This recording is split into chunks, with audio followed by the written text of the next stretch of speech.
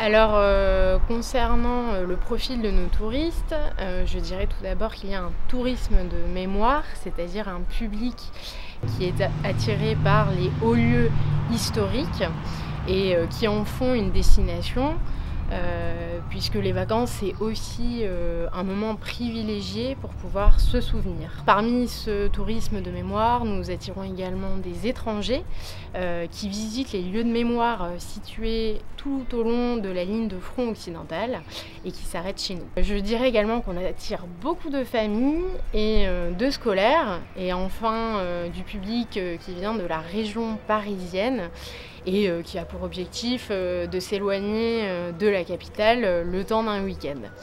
En tout cas, je dirais qu'on attire des touristes curieux qui sont intéressés par l'histoire et qui ont soif de culture et d'activités de plein air.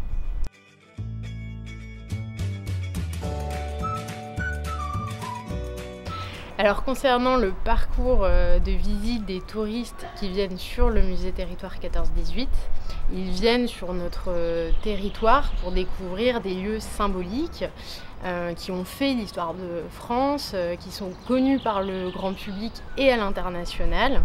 Ils ont vraiment envie de comprendre ce qui s'est passé, se souvenir et surtout vivre des moments qui sont chargés en émotions. Concernant les familles, alors les familles viennent sur notre territoire pour vivre des moments de partage, notamment les parents avec leurs enfants. Les parents sont très contents de pouvoir visiter des lieux historiques avec leurs enfants et contents également qu'ils puissent apprendre quelque chose. Quant aux enfants, ils ne sont pas contre visiter des sites de mémoire, mais ils n'ont pas non plus envie de se retrouver à l'école. Donc l'idée, voilà, ça va être de s'adapter à ce public, de leur proposer des visites insolites, en tout cas de susciter leur émerveillement. C'est un peu la même chose du côté des scolaires. Quant au public qui vient de la région parisienne, eux, ils ont vraiment envie de s'éloigner des grands centres urbains et leur volonté, ça va être de se plonger à la campagne, dans la nature, et donc de se mettre véritablement au vert.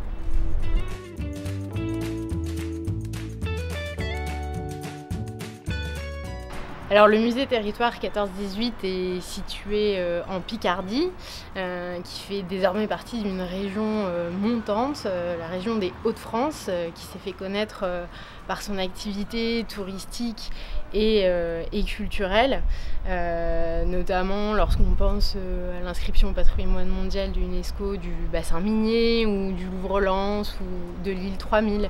Voilà, c'est vrai que le musée territoire 14-18 bénéficie maintenant de cette aura qui va jusque vers le nord de la France. Le musée territoire s'étend à la fois sur l'Oise et sur l'Aisne. Donc c'est un musée à ciel ouvert qui dépasse complètement les frontières administratives et politiques. Et je dirais que c'est vraiment l'atout de cette structure à ciel ouvert, c'est que les élus et les visiteurs en ont fait un espace de dialogue, un espace d'échange, de mutualisation au niveau des moyens humains et matériels pour créer ce lieu touristique qui attire énormément de visiteurs chaque année.